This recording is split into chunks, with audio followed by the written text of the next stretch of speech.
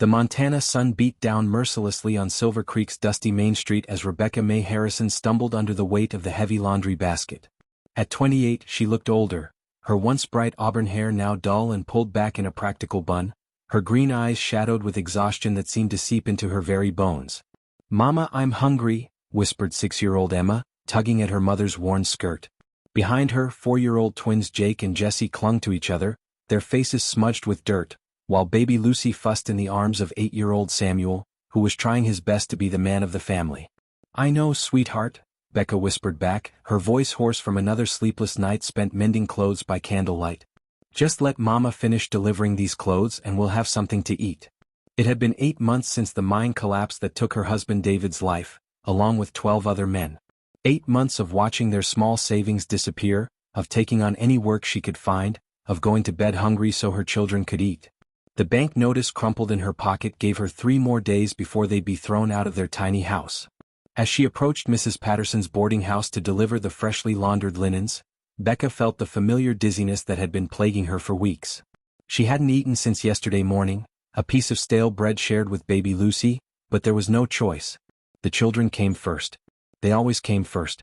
"Mrs. Harrison," Mrs. Patterson said curtly as she opened the door, "these sheets better be spotless. I won't pay full price for shoddy work." "Yes, ma'am," Becca replied, forcing a smile as she handed over the basket. "Everything's been washed twice and pressed." Mrs. Patterson inspected the linens with a critical eye before grudgingly handing over $2. "I suppose they'll do. But next time, make sure you get all the stains out of the pillowcases." $2. For 3 days of backbreaking work. Becca clutched the coins tightly, calculating in her head. Enough for a loaf of bread, some milk for the baby, maybe a small piece of salt pork if she was lucky. As she turned to leave, the world suddenly tilted sideways. The last thing she remembered was Samuel's frightened cry of, "Mama," before darkness claimed her. Tom Blue Mountain was loading supplies into his wagon when he heard the commotion on the street. At 42, he was a man carved from the same granite as the Montana peaks, tall, broad-shouldered, with weathered hands that spoke of years of honest work. His dark hair was streaked with silver, and his blue eyes held the quiet wisdom of someone who had seen both joy and sorrow. He looked up to see a small crowd gathering around a woman who had collapsed in the street, her children crying and trying to wake her. Without hesitation, Tom dropped his supplies and strode over. "Give her some air," he said firmly, kneeling beside the unconscious woman. She was thin, too thin, and her clothes, though clean and mended, were worn nearly threadbare. The children clustered around her were clean but hollow-cheeked, their eyes too old for their young faces. "Mama, please wake up," the oldest boy was saying, tears streaming down his face as he held a baby who couldn't be more than 18 months old. Tom gently lifted the woman's wrist, checking her pulse. It was weak but steady. "When did your mama last eat?" he asked the boy gently. "Yesterday morning, I think," Samuel replied, his voice shaking. "She gave us her portion at supper. She always gives us her portion." Tom's jaw tightened with understanding and anger, not at the woman, but at a world that would let a mother starve while trying to feed her children. He had seen this before in the years after the war, when widows and orphans struggled to survive in a harsh land that showed little mercy to the vulnerable. "Dr. Mitchell." Tom called to the town physician who was pushing through the crowd. "She's fainted from hunger and exhaustion." Dr. Mitchell knelt beside them, his face grim as he examined Becca. "This woman is severely malnourished. When did she last have a proper meal?" "I don't think she has," Tom replied quietly, looking at the frightened children. "She's been giving her food to her young ones." As Dr. Mitchell worked to revive Becca, Tom found himself studying her face. Even unconscious and gaunt from hunger, there was something beautiful about her, a strength that poverty and hardship couldn't erase. But it was the children that truly captured his attention. Despite their obvious hunger and fear, they were well-behaved and clean, evidence of a mother who put their needs above everything else, including her own survival. Becca's eyes fluttered open and she immediately tried to sit up. "My children." "Easy," Tom said gently, supporting her with a steady hand. "Your children are right here. They're safe."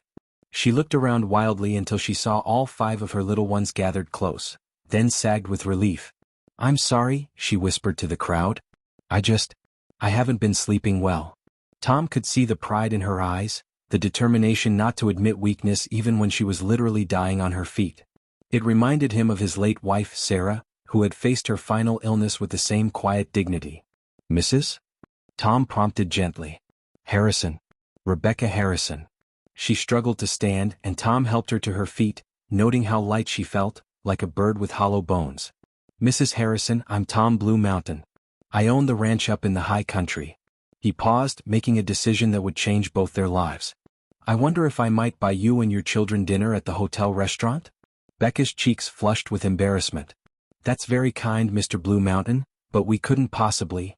Please, Tom interrupted gently. I was about to eat alone and I'd welcome the company. Besides, he added, looking down at the children, I bet these young folks know some good stories. Little Emma stepped forward, her hunger overcoming her shyness. I know a story about a magic horse, she said hopefully. Tom smiled, the first genuine smile he'd felt in months. Well then, Miss Emma, I'd be honored to hear it over a good meal. As they walked toward the hotel, Tom noticed how Becca kept one protective hand on each of her children, how she held her head high despite her obvious exhaustion. This was a woman who had been knocked down by life but refused to stay down, a fighter who would do anything to protect her family. At the restaurant, Tom watched as the children's eyes widened at the sight of real food: roast beef, mashed potatoes, fresh bread with butter. Becca tried to order just soup for herself, but Tom quietly told the waitress to bring full meals for everyone. Mr. Blue Mountain, Becca said quietly as the children ate with the desperate hunger of the truly starving, I can't repay your kindness. No repayment needed, Tom replied, but his mind was already working. He had been alone on his ranch for 5 years, ever since losing Sarah and their unborn child to fever. The big house echoed with emptiness, and he had more land and resources than one man could ever use. As he watched this brave woman cut her own meat into tiny pieces to share with her baby, Tom made a decision that would have shocked him just hours earlier. Sometimes, he thought, the best solutions were the simplest ones. Mrs. Harrison, he said carefully, I have a proposition that might benefit us both. The hotel dining room had grown quiet as the evening crowd thinned out, leaving Tom and the Harrison family at their corner table. The children had finally eaten their fill, the first time in months Tom suspected, and were now drowsing against their mother's sides. Baby Lucy slept peacefully in Becca's arms, her tiny face finally relaxed and content. Mrs. Harrison, Tom began, his voice low so as not to wake the children, I hope you won't think me presumptuous, but I've been observing your situation, and I believe I might have a solution that could help us both. Becca looked up from stroking Emma's hair, wariness flickering in her tired green eyes. Mr. Blue Mountain, if this is about charity? It's not charity, Tom interrupted gently. It's a business proposition. You see, I own a large ranch in the mountains about 20 miles north of here. It's good land, profitable, but it's also isolated and lonely. I lost my wife 5 years ago, and since then I've been managing everything alone. He paused, choosing his words carefully. The truth is, Mrs. Harrison, I need help. The house needs a woman's touch, and I could use assistance with the domestic side of running a ranch. Cooking for the hands during roundup, managing the household, that sort of thing. Becca shifted uncomfortably. Mr. Blue Mountain, I appreciate what you're trying to do, but I won't accept charity disguised as employment. I may be desperate, but I still have my pride. Tom leaned forward, his blue eyes serious and sincere. What I'm about to propose isn't charity, Mrs. Harrison. It's a marriage of convenience. The words hung in the air between them like a thunderclap. Becca's eyes widened in shock, and she instinctively pulled her children closer. I know how it sounds, Tom continued quickly, but hear me out. You need security for your children, a home, food, safety. I need a partner to help run my ranch and a family to fill the empty rooms of my house. It would be a practical arrangement, based on mutual respect and benefit. Marriage? Becca whispered, her voice barely audible. Mr. Blue Mountain, we've known each other for all of 3 hours. I know it's sudden, Tom acknowledged, but sometimes life forces us to make quick decisions. I've seen enough in those 3 hours to know that you're a woman of character, a devoted mother, and someone who isn't afraid of hard work. Those are the qualities I value most. He gestured toward the sleeping children. Your young ones need stability, education, and a chance to grow up without the constant fear of hunger. I can provide that. In return, you'd help me run the ranch and, well, you'd give me the family I thought I'd lost forever. Becca was quiet for a long moment, her mind racing. The practical part of her, the part that had kept her children alive these past 8 months, was already calculating the benefits. Security, food, shelter, a future for her children. But the woman in her, the part that had loved David with all her heart, recoiled at the idea of marrying a stranger. What exactly would you expect from such an arrangement? She asked carefully. Tom's cheeks reddened slightly, but his voice remained steady. Separate bedrooms, of course. I'm not asking for a real marriage in that sense. I'm asking for a partnership. Someone to share the responsibilities of running a household and raising children. If, in time, something deeper developed between us, well, that would be a blessing. But there would be no pressure, no expectations beyond mutual respect and cooperation. And my children? Would be my children too, Tom said without hesitation.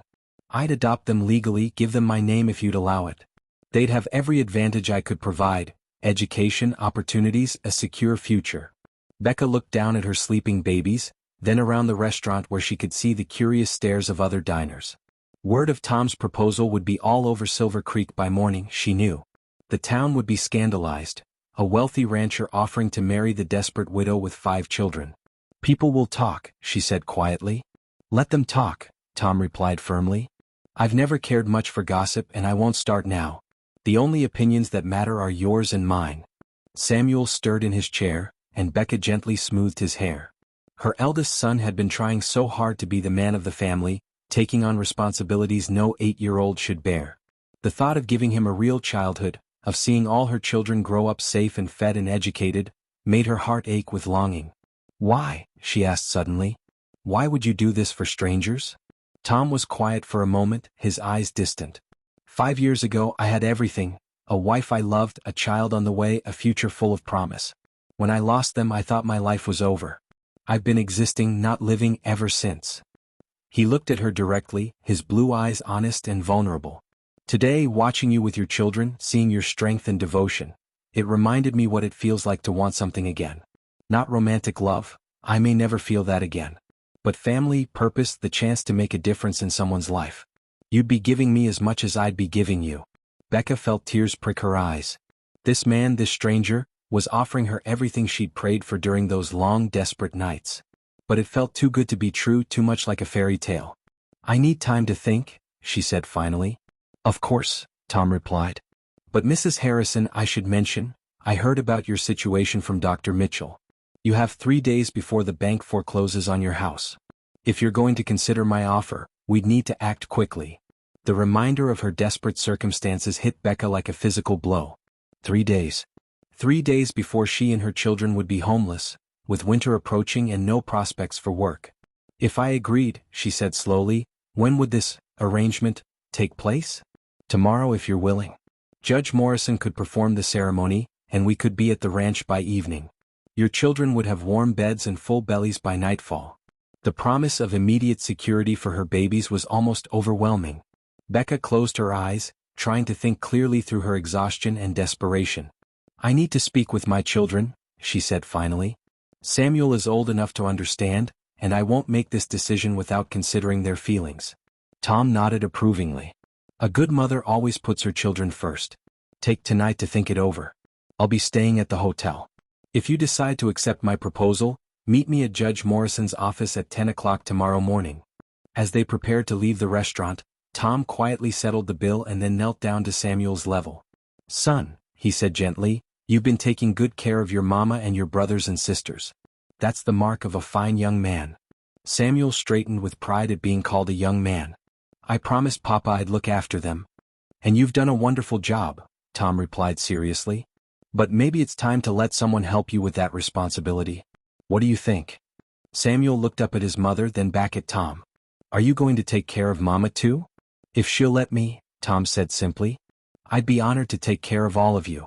As they walked back toward Becca's small house, the children chattering excitedly about the wonderful meal, Becca found herself stealing glances at the man beside her. Tom Blue Mountain was offering her a lifeline, a chance to save her family from destitution and despair. But more than that, she realized he was offering her something she'd thought was lost forever: hope. The small house felt even more cramped and shabby after the warmth and comfort of the hotel restaurant. Becca tucked her children into the 2 beds they all shared, Samuel and the twins in one, Emma and baby Lucy with her in the other. The walls were thin, the roof leaked in 3 places, and the cold Montana wind whistled through gaps in the boards. Mama, Emma whispered as Becca pulled the threadbare quilt up to her chin, is the nice man going to be our new papa? Becca's heart clenched. I don't know, sweetheart. What would you think about that? I think he has kind eyes, Emma said solemnly. And he made sure we all got enough to eat. From the other bed, Samuel's voice came through the darkness. Mama, I heard what he said at the restaurant. About marrying you. Becca moved to sit on the edge of his bed, smoothing his dark hair, so much like his father's. What do you think about that, Samuel?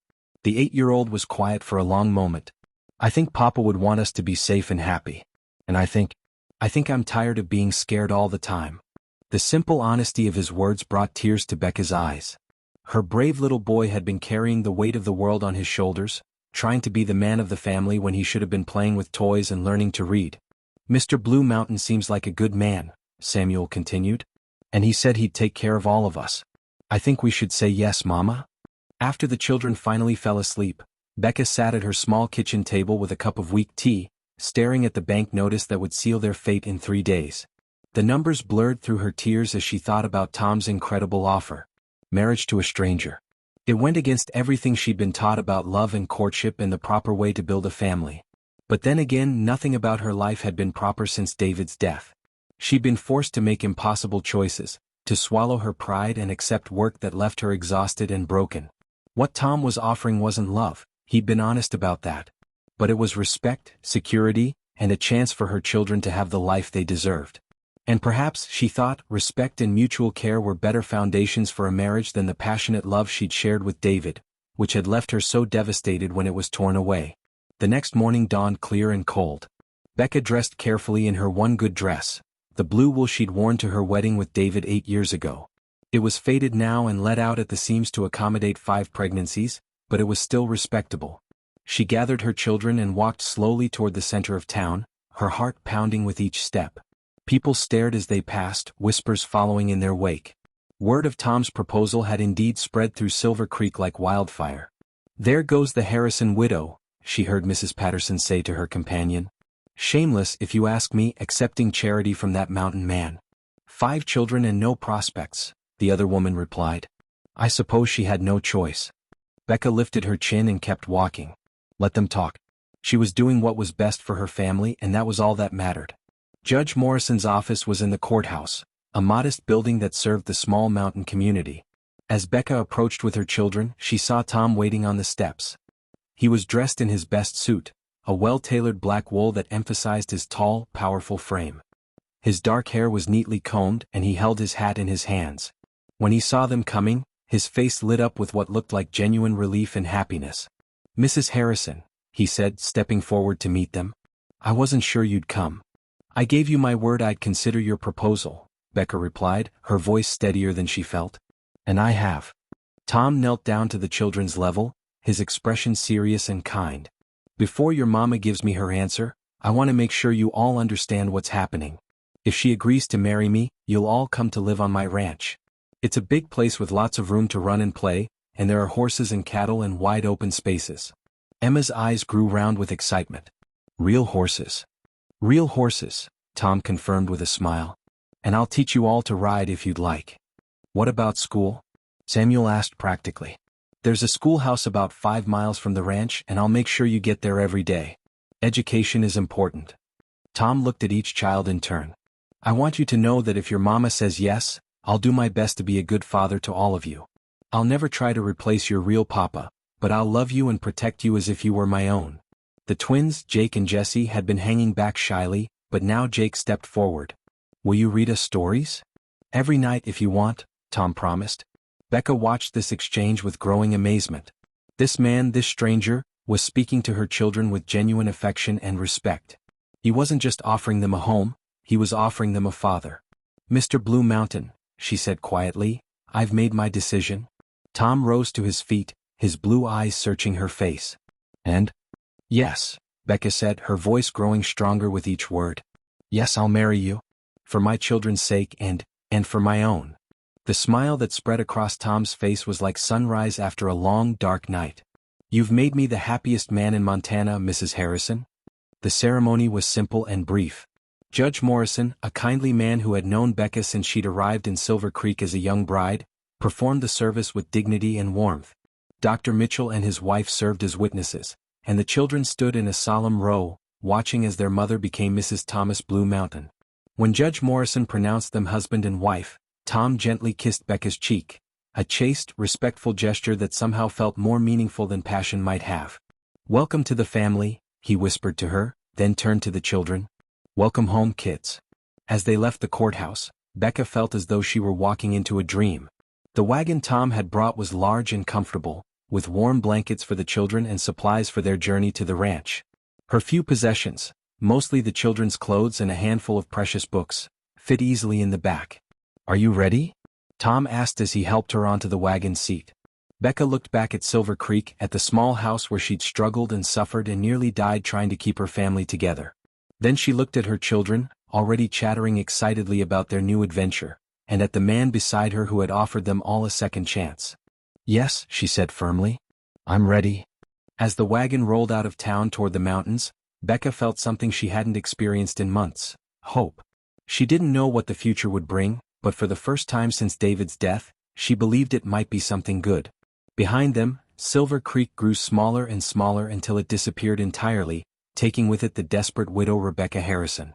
In her place sat Mrs. Thomas Blue Mountain, wife and mother, heading toward a new life in the high country where the air was clean and the possibilities were endless. The Blue Mountain Ranch sprawled across a high valley like something from a dream. As their wagon crested the final ridge, Becca gasped at the sight spread before them. Rolling pastures dotted with cattle stretched toward snow-capped peaks, while a crystal-clear stream wound through the property like a silver ribbon. The ranch house itself was magnificent, a two-story log structure with a wide wraparound porch and smoke curling invitingly from the chimney. "It's beautiful," Becca whispered, hardly daring to believe this would be their home. "Welcome to Blue Mountain Ranch," Tom said, his voice warm with pride and something deeper, contentment perhaps at finally having a family to share it with. The children were speechless with wonder. After months of cramped quarters and constant worry, the vast open spaces and obvious prosperity of the ranch seemed like a fairy tale come to life.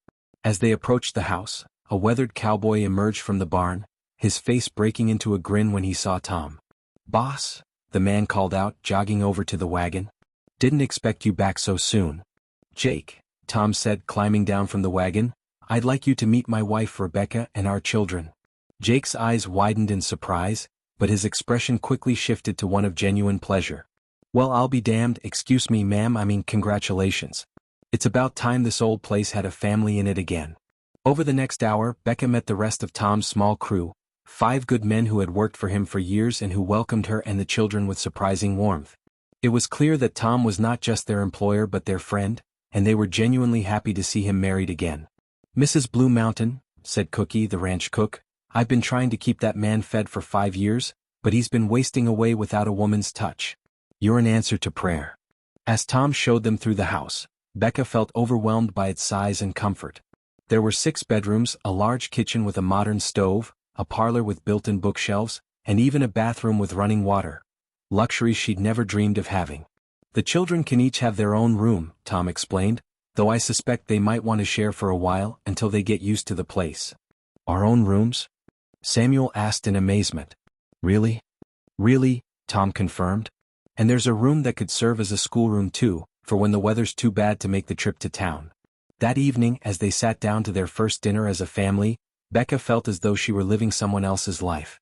The table was laden with food: roast beef, fresh vegetables from the ranch garden, warm bread with real butter, and milk so fresh it was still warm from the cow. "Mr. Tom," Emma said, her small voice serious, "is this really going to be our home forever?" Tom set down his fork and looked at each child in turn. "As long as you want it to be, sweetheart. This is your home now and I'm your family. Nothing will ever change that." Later, after the children had been tucked into their new beds, real beds with clean sheets and warm quilts, Tom and Becca sat on the front porch, watching the stars emerge in the clear mountain sky. "I can't thank you enough," Becca said quietly. "What you've done for us, it's beyond anything I could have hoped for."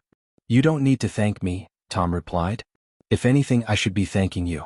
This house has been empty too long." Hearing children's laughter again, seeing toys scattered around, it's brought it back to life. They sat in comfortable silence for a while, each lost in their own thoughts. Finally, Becca spoke again. "Tom, I want you to know that I'll do everything I can to be a good wife to you. I know this isn't a conventional marriage, but I'll work hard to make it a real partnership." Tom turned to look at her, his blue eyes gentle in the starlight. "Rebecca, you've already given me more than I dared hope for. A family, a purpose, a reason to look forward to tomorrow. Whatever develops between us will happen naturally in its own time. There's no pressure, no expectations beyond what we've already agreed to. Over the following weeks, Becca threw herself into her new role with determination and growing joy. She took over the household management, working alongside Cookie to feed the ranch hands and learning the rhythms of ranch life. The children blossomed in their new environment. Samuel helped with the horses, the twins explored every corner of the property, Emma collected wildflowers and made friends with the barn cats, and baby Lucy grew plump and healthy on fresh milk and constant attention.